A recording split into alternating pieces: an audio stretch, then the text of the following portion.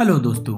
वरुण, रवि और निखिल तीन बहुत अच्छे दोस्त थे। वो लोग सेम हाई स्कूल और कॉलेज से पास आउट हुए थे और वो तीनों ही मिडिल क्लास बैकग्राउंड से बिलोंग करती थी, जहाँ पे उनका फैमिली थोड़ा बहुत फाइनेंशियली स्ट्रगल करती थी। इसीलिए उन तीनों का ही सपना था कि एक दिन उन्हें फाइनेंशियली फ्री होना है। कॉलेज खत्म होने के बाद तीनों ही कॉर्पोरेट जॉब करना स्टार्ट किए और 15 सालों तक उन्होंने काफी मेहनत किया। और 15 सालों के बाद वरुण एक काफी आलीशान बंगले में रहता था और एक महंगा स्पोर्ट्स कार ड्राइव करता था। बाहर से देखने में लगता था वरुण काफी रिच था, पर ऐसा था नहीं। वरुण ने ये सभी चीजें लोन में लिया था। इसके लिए वरुण को रोज काफी मेहनत करना पड़ता था। यहाँ तक कि इतना बड़ा बड़ा लोन का अमाउंट चुकाने के लिए वरुण को एक साथ 2 जॉब करना पड़ता था। वरुण के अकॉर्डिंग उसके लाइफ में इतना काम का प्रेशर था कि वो ना ठीक से खाना खा पाता था और ना ही सो पाता था और ना ही अपना आलीशान बंगला और अपने स्पोर्ट्स कार को एंजॉय कर सकता था। और इतने स्ट्रेस की वजह से वरुण का हेल्थ भी धीरे धीरे करके खराब होने लगा। उसका लाइफ हेल बन गया था। अब दूसरे फ्रेंड रवि के बारे में बताए तो रवि का मानना था कि सेविंग्स करके ही वो फाइनेंशियल फ्रीडम अचीव कर पाएगा।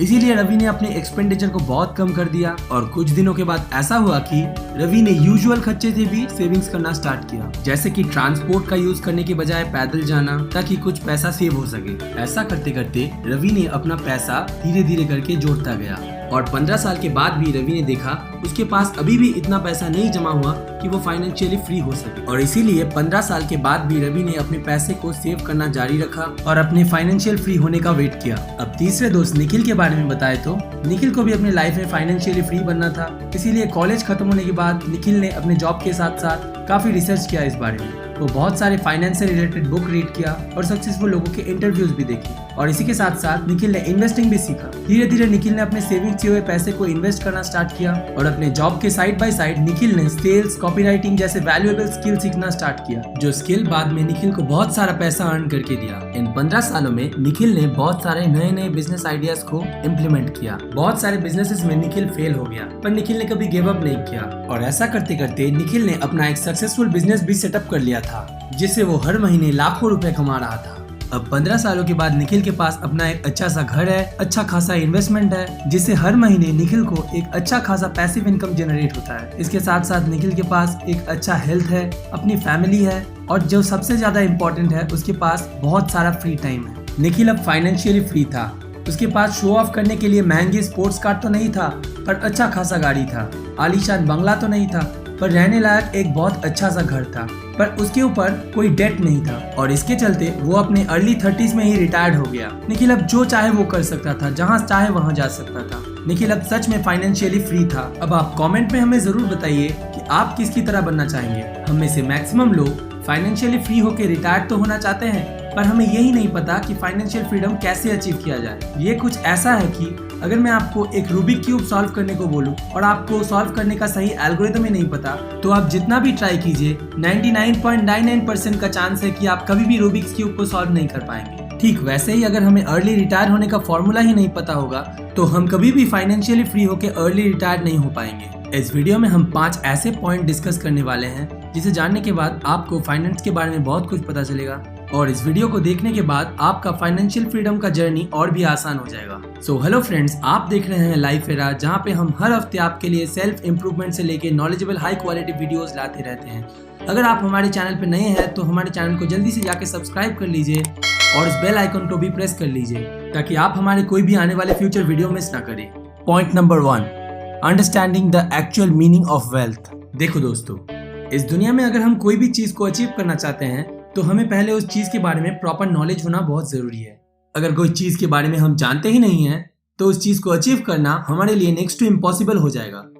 ठीक वैसे ही अगर हम फाइनेंशियल फ्रीडम के एक्चुअल मीनिंग को ही नहीं समझेंगे तो हम कभी भी फाइनेंशियल फ्रीडम को अचीव नहीं कर पाएंगे। और क्योंकि हमारे स्कूल और कॉलेजेस में फाइनेंस से रिलेटेड कुछ भी सिखाया ही नहीं जाता है, इसीलिए मैक्सिमम लोगों को यही नहीं पता है कि फाइनेंशियल फ्रीडम का एक्चुअल मीनिंग क्या है। मैक्सिमम लोग यही समझते हैं कि वेल्दी होने का असली मतलब है सिर्फ महंगा स्पोर्ट्स कार ड्राइव करना, लग्जरी बंगले में रहना और ब्रांडेड कपड़े पहनना एटसेट्रा। इसीलिए सभी को अमीर होने से ज्यादा अमीर दिखने में दिलचस्पी है और जल्दबाजी में लोग वो सब फैंसी चीजें लोन में ले लेते हैं जिन्हें वो अफोर्ड ही नहीं कर सकते। और इसी वजह से मैक्सिमम लोगों का फाइनेंशियल जर्नी स्टार्ट करने से पहले ही उनके ऊपर बहुत सारा अनयूजुअल डेब्ट आ जाता है और इन डेब्ट की वजह से वो लोग अमीर होने के बजाय और भी गरीब हो जाते हैं। एक्चुअल में रियल वेल्दी पीपल वो होते हैं जिनके पास अपने पैसों के साथ साथ बहुत सारा टाइम और एक अच्छी सी हेल्थ होती है, जिससे वो इस सुंदर लाइफ को एंजॉय कर पाए। और रिच लोग फैंसी चीजें तभी लेते हैं जब वो उनको अफोर्ड कर सकते हैं। Point number 2, become rich and retire young. Author के अकॉर्डिंग हम में से मैक्सिमम लोग अमीर बनना तो चाहते हैं, पर हमारा सेल्फ डाउट हमें अमीर बनने नहीं देता है। सेल्फ डाउट की वजह से हमारे अंदर कॉन्फिडेंस की कमी होता है और इसीलिए हम अपने काम को ठीक से इम्प्लीमेंट नहीं कर पाते और फेल हो जाते हैं। अपने यंग एज में अमीर रिटायर होने के लिए हमें जितने जल्दी हो सके एक अच्छे माइंडसेट के साथ और प्रॉपर गोल सेटिंग करके अपना प्लान को रियल लाइफ में इम्प्लीमेंट करना चाहिए। इसके लिए हमें अपने कंफर्ट जोन से बाहर निकलना बहुत जरूरी है। सक्सेसफुल बनने के लिए ऑथर हमें सजेस्ट करते हैं कि हमें हमेशा अपने पैशन को फॉलो करना चाहिए। इससे अगर हम अपने जर्नी के दौरान कई बार फेल भी हो गए, जो कि काफी कॉमन है, तभी हम अपने पैशन की वजह से, अपने बर्निंग डिजायर की वजह से गिव अप नहीं करेंगे। अपने सक्सेस की जर्नी के दौरान हमें बहुत सारे एक्सपीरियंसेस होंगे, इनमें से कुछ अच्छे भी होंगे, कुछ बुरे भी होंगे, पर यही एक्सपीरियंसेस फ्यूचर में हमारे अमीर होने का सफर को और भी आसान बना देंगे। जैसे कि हमने अपने स्टोरी में देखा, निखिल ने अपने कंफर्ट जोन को छोड़कर नया नया स्किल सीखा और बहुत सारे नए नए बिजनेस आइडियाज को इम्प्लीमेंट किया और ऐसा करते करते निखिल ने अपने फाइनेंशियल फ्रीडम को अचीव कर लिया, वो भी बहुत कम समय में। Point number 3, how you can retire early. Author कहते हैं फाइनेंशियल फ्री होने के लिए हमें do more with less principle का यूज करना चाहिए। इसका मतलब है हमें स्मार्टली काम करना पड़ेगा ताकि हम कम काम करके ज्यादा से ज्यादा रिजल्ट को अचीव कर पाए। इसके लिए हमें लेवरेजिंग के पावर को समझना बहुत जरूरी है। आसान भाषा में बोले तो इसका सीधा सीधा मतलब है किसी चीज को यूज करके अपने गोल्स को अकॉम्प्लिश करना। एग्जाम्पल, जैसे कि उबर के लिए दूसरे लोगों का टैक्सी एक लेवरेज है, क्योंकि इससे उबर का रेवेन्यू जनरेट होता है, और गूगल, फेसबुक और यूट्यूब जैसे कंपनीज के लिए इंटरनेट एक लेवरेज है। अगर हम ऑथर के बारे में बताएं तो ऑथर ने अपने टाइम पे मॉर्गेज बैंकर्स के मनी को लेवरेज करके उस मनी को रियल एस्टेट में इन्वेस्ट करके अपना फाइनेंशियल फ्रीडम को प्लान किया था। ऑथर ने अपने वेल्थ के एम्पायर को क्रिएट करने के लिए गुड डेट का यूज किया था। अब यहाँ पे हमें गुड डेट का मतलब भी समझना बहुत जरूरी है। गुड डेट वो डेट होता है जिसे हम लेते हैं कोई भी एसेट को क्रिएट करने के लिए या फिर अपने बिजनेस के लिए, जहाँ से हमें हर महीने अपने पास कैश फ्लो इनकम आता रहता है। जैसे कि ऑथर ने गुड डेट की मदद से अपना फाइनेंशियल एम्पायर को क्रिएट किया था। और बैड डेट वो होता है जिस डेट की मदद से हम लायबिलिटीज को खरीदते हैं, जो हर महीने हमारे जेब से पैसा खर्च कराता है। ज्यादातर लोग बैड डेट की वजह से ही लाइफ में कभी अमीर नहीं हो पाते।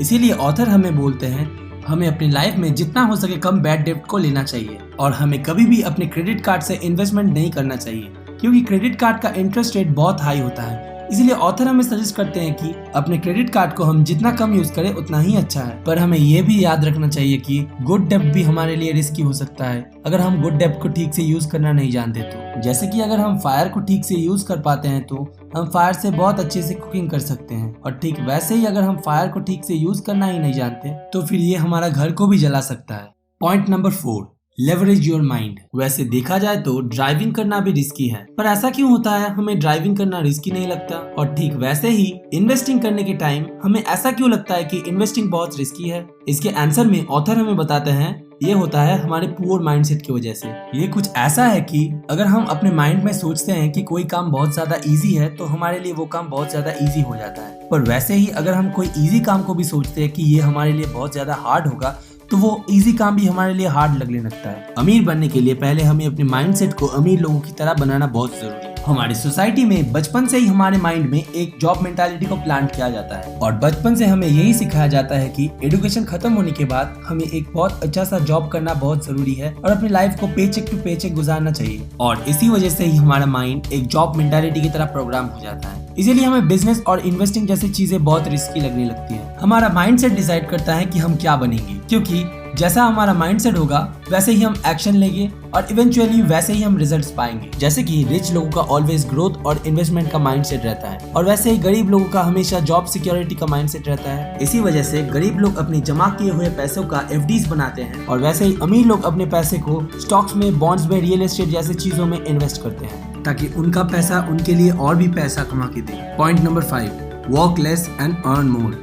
ऑथर कहते हैं इस दुनिया में 3 तरह के इनकम्स होते हैं, एक्टिव इनकम, पैसिव इनकम और पोर्टफोलियो इनकम। एक्टिव इनकम वो इनकम होता है जिसके लिए हमें एक्टिवली काम करना पड़ता है। पैसिव इनकम वो इनकम होता है जिसे अगर हम एक बार मेहनत करके सेटअप कर ले फिर वो हमें लाइफ टाइम कोई भी एक्टिवली काम ना करके भी बहुत सारा पैसा अर्न करके देता है। और पोर्टफोलियो इनकम वो होता है जो हमें स्टॉक्स, बॉन्ड, गोल्ड, कम्युनिटीज ऐसे चीजों में इन्वेस्ट करके मिलता है। फाइनेंशियली फ्री बनने के लिए ऑथर हमें बताता है कि हमें एक्टिव इनकम से ज्यादा पैसिव और पोर्टफोलियो इनकम पे फोकस करना चाहिए। पैसिव और पोर्टफोलियो इनकम दो ऐसे इनकम है जहाँ पे हम बहुत कम काम करके या काम ना करके भी बहुत सारा वेल्थ जनरेट कर सकते हैं। और आप ये जान के भी चौंक जाएंगे कि एक्टिव इनकम के मुकाबले पैसिव और पोर्टफोलियो इनकम में बहुत कम टैक्स देना पड़ता है। इसी वजह से मैक्सिमम अमीर लोग बहुत कम टैक्स देते हैं क्योंकि उनका मैक्सिमम इनकम पैसिव या पोर्टफोलियो इनकम होता है। इस वीडियो में बताए गए सारे बातें मैंने आपको बताई फेमस ऑथर रॉबर्ट कियोसाकी की book retired young retired rich से। वीडियो में बताए गए कौन से पॉइंट आपको सबसे अच्छा लगा हमें कमेंट में जरूर बताइएगा, और अच्छा लगे तो इस वीडियो को जरूर लाइक कीजिएगा और इस वीडियो को अपने फ्रेंड्स और फैमिली मेंबर्स के साथ जरूर शेयर कीजिएगा। तो चलिए अब हम इस वीडियो के क्विक समरी को देख लेते हैं। फर्स्ट पॉइंट पे हमने सीखा the real meaning of wealth, जहाँ पे हमने देखा मैक्सिमम लोग वेल्दी होने का मतलब ही नहीं जानते और उन्हें अमीर होने से ज्यादा अमीर दिखने में दिलचस्पी है। सेकंड पॉइंट पे हमने सीखा कि अगर हम यंग और वेल्दी रिटायर होना चाहते हैं तो हमें क्या क्या करना चाहिए। थर्ड पॉइंट पे हमने सीखा कि हम कैसे फाइनेंशियल फ्रीडम को बहुत जल्दी अचीव कर सकते हैं। इसी के साथ साथ फोर्थ पॉइंट पे हमने देखा हम कैसे अपने माइंड को ट्रेन कर सकते हैं अमीर बनने के लिए, और अपने माइंडसेट को कैसे हम बदल सकते हैं और अमीर लोगों के जैसा बना सकते हैं ताकि हम भी फाइनेंशियल फ्रीडम को अचीव कर पाए। और फिफ्थ एंड लास्ट पॉइंट पे हमने देखा हम कैसे कम काम करके ज्यादा से ज्यादा इनकम कर सकते हैं। मैं मिलता हूँ आपको और भी एक नए फ्रेश और नॉलेजेबल वीडियो में। तब तक के लिए आप हेल्दी रहिए, सेफ रहिए और सीखते रहिए।